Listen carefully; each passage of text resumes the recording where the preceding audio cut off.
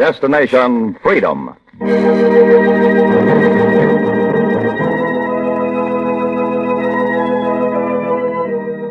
Destination Freedom, dramatizations of the great democratic heritage of the Negro people, is brought to you by station WMAQ as a part of the pageant of history and of America's own Destination Freedom.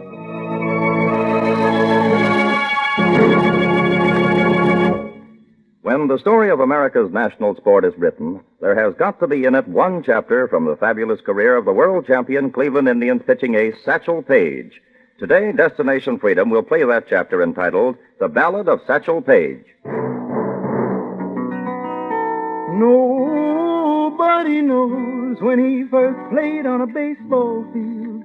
Some say he put out Caesar when old Julius tried to steal. Some say he learned about curves watching Antony's Cleopatra. But it ain't no truth in the story that Methuselah was his catcher. Oh,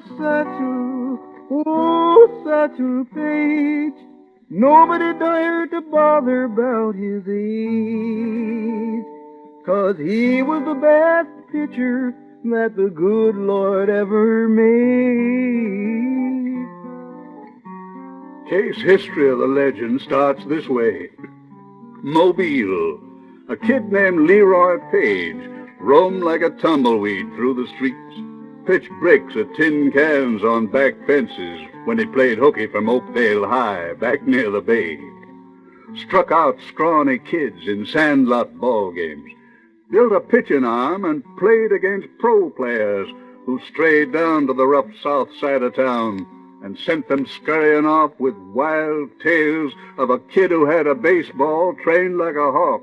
It could tear the heart out of home plate. Stood 6'3" in his stocking feet. Could bend back like bamboo.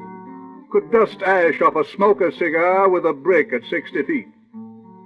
And when he was 16 summers old, he heard about a baseball team in Chattanooga that was open to Negro ball players. And one hot day, he pointed his long, lean, size 14s toward Tennessee. And he went a-treading over Lookout Mountain, down toward the ballpark in the valley. Tales went a-spreading ahead of him. Over Lookout Mountain, his feet were a-treading, and ahead of his feet, the tales started spreading about a pitching man over 6 foot tall, who had learned how to throw the atomic ball. To Chattanooga town went Satchel the gangling. To Lookout Park was where he was angling. Now the baseball boss, whose name was Bailey, had heard their tales, and he argued daily with his coach Sam that they were not true. But the coach just grinned. There was something he knew. And he turned to Boss Bailey, about to say something sage, when over the mountain trod big Satchel Paige. They say that's the way he come down on that Chattanooga ballpark. He walked on the field, walked around the field, walked across the field, and stopped in front of Boss Bailey. Hey, Coach. Yes, sir, Mr. Bailey. Who's this scarecrow? Oh, well, he comes from a little scrub team in Alabama. His name's Paige. He pitches. These hicks have more fair stories about ball players than the law allows. Don't know baseball from a sweet potato. Hey, you. Page is the name. Leroy Page. And what might be your profession? I'm a pitcher, like he said. I need a pitcher, but you ain't the one. I can catch and bat. The only catcher bat I'd ever hired be Josh Gibson. You Josh Gibson? No, sir. Well, who recommended you anyhow? Oh, folks around home, mostly. I got the surprising kind of pitching, they say. They Look, said... Look, kid. Look, professional baseball ain't no game for you. I know you grew up reading about Casey at the bat instead of your rightful nursery rhymes. Right now, you ain't even a decent juvenile delinquent. Now, blow. I'd sure like to help your team. Best way is to get a job on our rivals' team. Now, beat it. Just a minute, Mr. Bailey. Yeah? Well, I own a part of the stock in this team, too. What are you getting at? Well, they say this kid here can pitch. You say that to say what? I'll bet you my share of the team's stock against yours. He'll do all right in a tryout.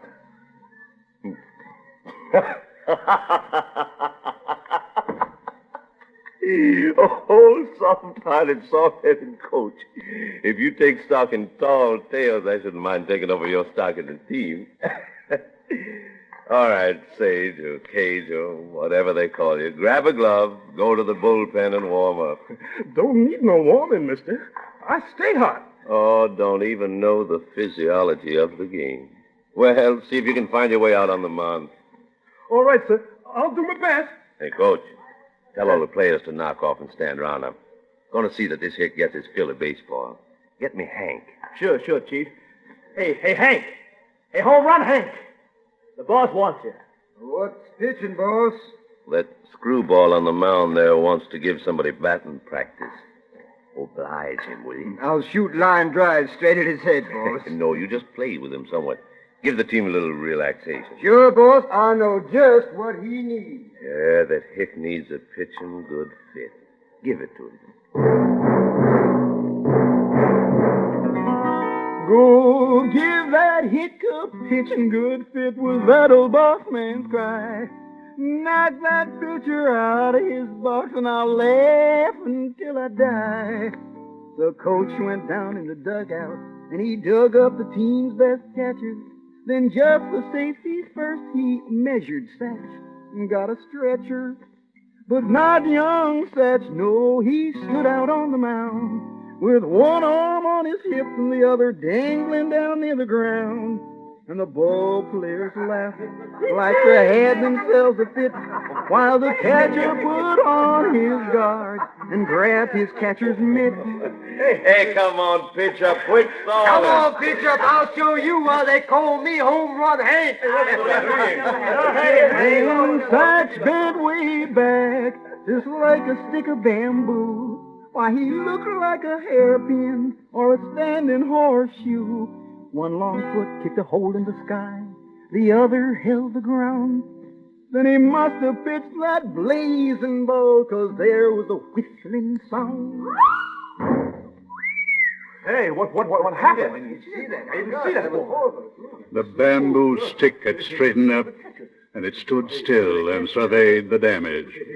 They say the bat had been knocked down by the breeze, and the catcher was stone cold from the impact of the ball.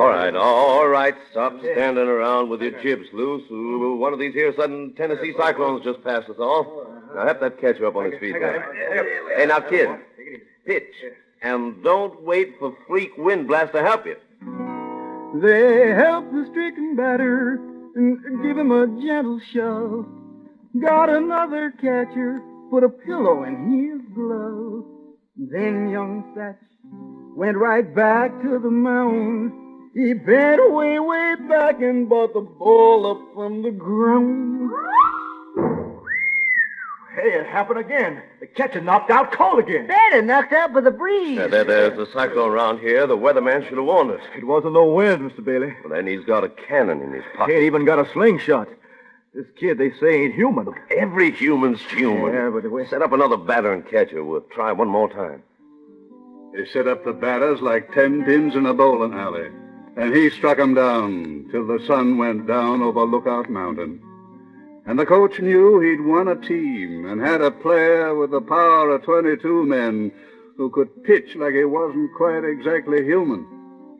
The players crowded round the wily old coach and told the catcher to analyze the pitch. The coach says that me and you are going to work together, Mr. Page. Yeah, we'll be working with you from now on, Mr. Page. Just call me Satchel, boys. Well, what I was seeing here is your catcher. We've got to get to understand each other. Sure. Pitcher and a catcher's got to go along like a doctor and a nurse. Got to understand each other's signals. Yes. Now, if you don't mind telling me, seeing as I don't want your trade secrets, you understand, just want to know what I'm entitled to know. Why, sure. Then tell me, what kinds of ball do you pitch? What kind? Like, say, some pitchers got, a curveball, Yeah. a knuckleball, Yeah. a jump ball, drop ball, bean ball. You see? Now give me a list of the kind of balls you'll be pitching so as I can learn how to signal for 'em. Well, I'll tell you about the balls I throw. Yeah. One is fast. Yeah. The other is faster. Well, the catcher, he looked up and he heard old Satchel say, maybe someday when I'm old and gray, there'll be other balls that I'll have to master. Now all I need is one that's fast and another one that's faster. He didn't have no curve and he didn't have no drop, just one blazing ball that the batters couldn't stop. Oh, Satchel, yes, oh, Satchel Paige, built to pitch in the atomic age. Lean as a greyhound and as tall as a tree, he was the pitcher of history. Oh, Satchel, Satchel Paige. They say they put him on that Tennessee team, put a uniform on his back, nailed spikes onto his 14s, and sent him pitching round the Southern Circuit.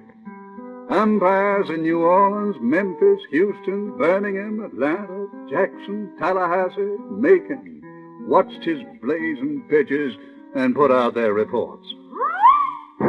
Strike three, batters out! Strike three, batters out! They say had them all singing the same tune, week in and week out, year in and year out. And they put up a poster that said, Satchel Paige is pitching here tonight.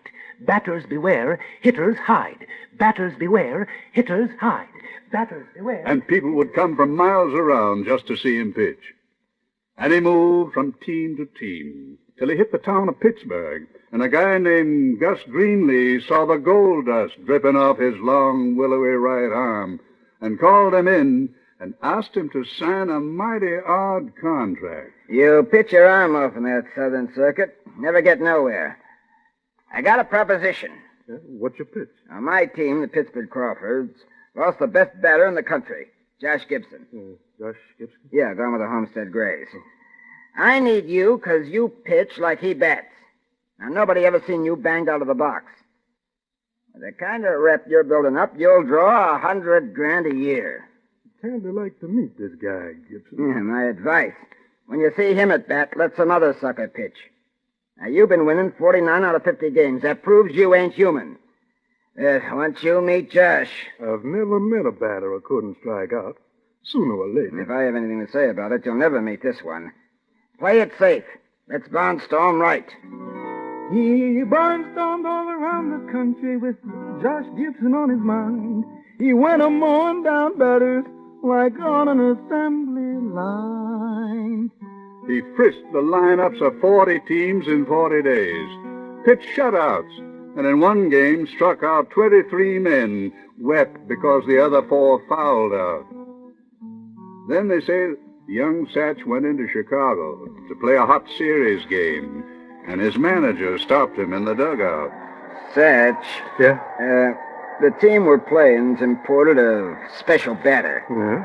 I hope I don't hurt his feelings by striking him out. I hope he don't hurt your reputation. That reputation's worth $100,000 a year to me. I can't afford to have it hurt. Me neither. That's why I strike him out. That special batter's Josh Gibson. I've been waiting for him a long time. They write songs about his hitting like they write songs about your pitching. You stay in the dugout. I'll put in a sub. I can't spoil your record. What about his? Yours is worth more. Look, I never ducked no batter. I ain't ducking this one. Let me loosen my arm up on this kind of hitter. I'll learn more. I ain't letting you pitch this game. It's either this game or no game. All right. Go to the slaughter, little lamb. He walked out on the field, headed toward the mound. Looked up in the bleachers, there was everyone in town. Why, the fans hung off the rafters, and the fans stood on the roof to see was Page or Gibson best. See the naked proof. Josh Gibson, he was good, and he swung a heavy bat. And when he hit that ball, oh child, it wasn't no loving pat. Old Satchel, he leaned back to give the folks a show. And then he straightened up and let his lightning go. Strike one! Oh, Josh adjusted his cap, and he let out a long, long sigh as he watched that well-trained ball go zooming by. Satch wound up again to deliver another blow. Then something happened that hadn't happened before. Josh hit the ball, and you could hear it sing, shot over the walls just like it had some wings. Oh, Josh just went and crawled around the park, 'cause he knew they wouldn't find that ball till way, way after dark. They say the long shutout record of the Satchel stopped, and the manager, who'd never quite believed young Satch was human, called him aside and said, You ain't the phenomenon I've been advertising. How you explain it? Well, it just proves that I'm human. They say the next time he pitched to old Josh Gibson, it was in a park in Chicago. He let 3 men get on base just to get to Killer Gibson. When he came up to the plate, Satch called out to him, Hey, Josh! Hey, Satch! I'm striking you out with 3 straight balls. Ain't no man that's human can do that to me. The first one will be fast. Strike one! The next one's fast. Strike 2! This one's faster. Strike 3! Out! and bedlam broke out in the boxes like measles. The crowd threw so many straw hats out on the field, it took 20 attendants 2 hours to clear them away. 10 cops beat back the congratulators. 2 doctors fixed Satch's hand bones he'd broke through handshaking. And he went traveling on and pitched against the big league batters in all-star games. He caught Hack Wilson in Pasadena, struck him out 6 times straight. In Chicago, he sought out Babe Herman. The Babe never got to first base. Ted Williams swung out like a blind man in Brooklyn. He cut down Lloyd Wainer in Pittsburgh and struck out Joe DiMaggio in San Diego, dueled with Dizzy Dean up and down the West Coast, and took him 11 games out of 12. Picked out a kid named Bob Feller in Iowa, taught him every trick in the trade, and sent him up to the majors. And one pre-war year, Satchel knocked at the gates of the major leagues. But the scout shook a sad head. If you would have been with the Cubs, the Sox, the Senators, you could have won many a pennant for 'em. And some of them teams ain't seen no part of a pennant in years. But they still won't take you. People keep pushing against the Jim Crow door. It'll crack wide open one of these days. I hope you'll still be around. The scouts kept it coming. The scouts kept a scouting. Not a single one was doubting. Into the major leagues, old Satch would go. Once they got rid of that guy called Jim Crow. And he kept traveling the circuit of the Negro League. Played with the Baltimore Black Barons, the Cleveland Brown Bears, Nashville Elite Giants, and the Kansas City Monarchs. Got so good that touts followed him around the country and gave guarantees that sounded like fables. The great Satchel Paige is pitching inside this park, folks. I'll bet you 4-1 he's a guaranteed to strike out the first 3 batters. First 3? That's right, that's right. And he'd look back over his shoulder and see that the first inning was over, and the 3 batters had already swung out like rusty gates, and he'd call out. Oh, did I say the first 3 batters, folks? Right. 5-1, Satchel guaranteed to strike out the first 6. The first 6. And then Satchel sent down the next 3. The touters would hear the ump's report. And increase the guarantee. Did I say the first 6? I'll guarantee he'll strike out the first 9. Guaranteed, folks. A gilt-edged guarantee. Get your tickets right here. Guaranteed to strike out 9 men. They say he kept traveling, and the guarantees kept growing. One season in Iowa, he struck out so many men, the outfielders were scared they'd be jailed for vagrancy, loitering round the ballparks with nothing to do. He pitched north in the summers, south in the winters, Latin America in the falls. He pitched all season, and his seasons lasted 12 months straight. And one winter season, on a ball field high in the hills of Mexico City, he was practicing some new pitches while his coach speculated. Yeah, changing your whole style of pitching, huh? Yeah. Think I'll ease up on my speedball. Throwing curves, drops, and a few foolers. Yeah? Curves like this. Only it won't curve. Looks all right to me. Funny, I didn't have no trouble curving it back in the States. Hey, watch your arm. You've been curving that ball for hours. Maybe it's the air. I ain't stopping till I get it to curve like a corkscrew. It was way up on the mountain high. He couldn't throw a curveball no matter how hard he tried. Satch woke up one Mexican morning, couldn't lift his arm to scratch his head. His trusty pitching arm seemed just like a piece of lead. All right, Doc. You've been studying my x-rays all day. Now, what's wrong with my arm?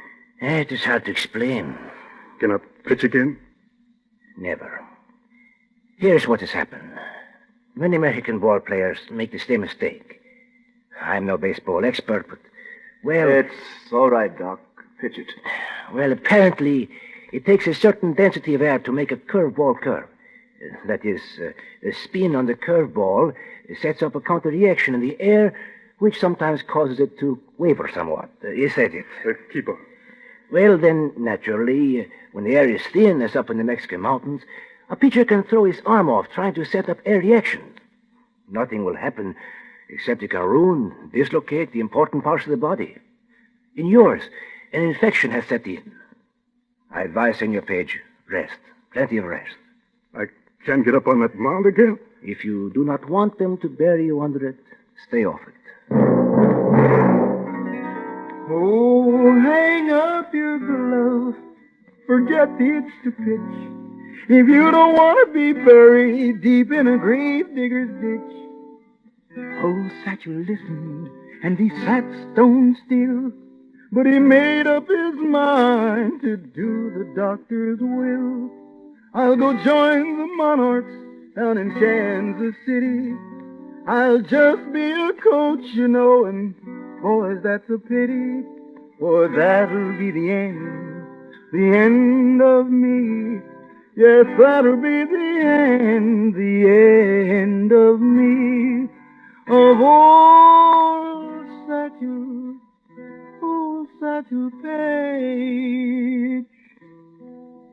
They say batters come out of hiding from Houston to Honolulu and had a field day. They say pitchers from Pittsburgh to Panama went in mourning as Satch went coaching for the Monarchs. And for a long time, nobody could make his long, lean fingers touch a ball. Nobody except the boys he visited one day in a hospital ward in San Diego. They'd just come from Okinawa. They'd asked the government to send Satchel Paige round, and he came.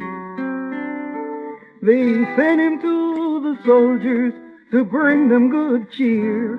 But when they heard he'd quit the game, they wept full many a tear. One soldier said, Mr. Paige, I've heard of you since I was a child. I wanted to come home and see you make them batters swing wild. Oh, Satchel Paige, you was the best darn pitcher that the good Lord ever made. Oh, Satchel Paige, please pitch once more, some soldiers said. All right, said Satch, I'll do it, even if it kills me dead. Hey, Satchel Paige. He went back to the ballpark where the Monarchs were playing, walked out on the field past the coach and the players, and bet his life saving he'd strike out the first 9 men. They say the crowd got quiet when he stepped on the mound. One leg shot up and tipped the sky, the other held firm to the ground. And he must have thrown his blazer ball, 'cause there was that whistling sound. Strike one! There were curves, sidearms, overhands, underarms. Strike two! There were back jumpers and leap balls, bloopers and loopers, drops and dodges. Paige was pitching. Ooh, I'll throw a ball that'll split the heart of a dime. I'll pitch and pitch and pitch, and I ain't gonna stop this time. I'll pitch the balls I'll save for my old age, said old Satchel Paige. They say he wound up like the first day he pointed his 14s toward Tennessee 25 years back. They say the batters and hard hitters went back into hiding. The doctor shook their heads and gave him up for dead. But he kept pitching round his 12-month season. And one evening in Cleveland, Bill Beck and Lou Boudreau stood by while he threw 50 pitches to a batter. That's enough. 46 strikes out of a possible 50. If you're ready to sign, that puts you on the Cleveland Indians team. I've been ready a long, long time. Yeah, no. Too bad they can't see Satchel Paige the way I used to see you when I was a kid. Slinging only those 2 kinds of pitches. Fast one and a faster one. Jim Crow's cheated sports fans out of a fabulous time. You still got enough, more than enough, to show them what they could have seen if they'd stopped segregation in baseball from the start. How about getting into uniform? True, you may not pitch like you used to at all, but you still got plenty of juice on the ball. Now look here, folks, I'm getting ready to go, 'cause the rest of my story you all just about know.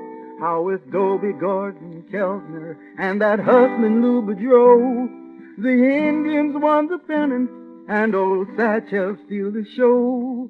If you don't believe my stories, the sure enough gospel true, goes to show baseball legend just ain't meant for you. In front of him fame was always a dangling. It came mighty late for Satchel the gangling. Oh, Satchel Paige, the greatest pitcher that my good Lord ever made. Oh, Satchel Paige.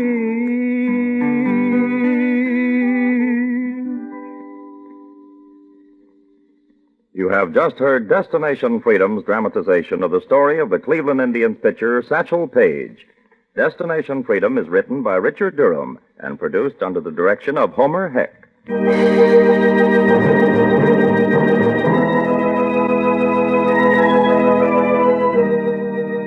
The role of Satchel Paige was played by Harris Gaines. The balladeer was Oscar Brown, Jr. Others were Dean Almquist, Harvey Hayes, Ted Liss, Tony Parrish, and Fred Pinkard.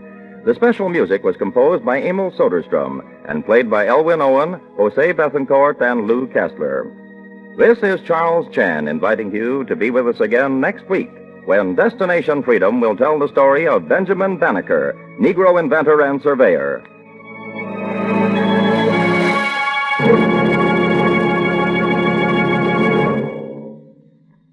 This is NBC, the national broadcasting company.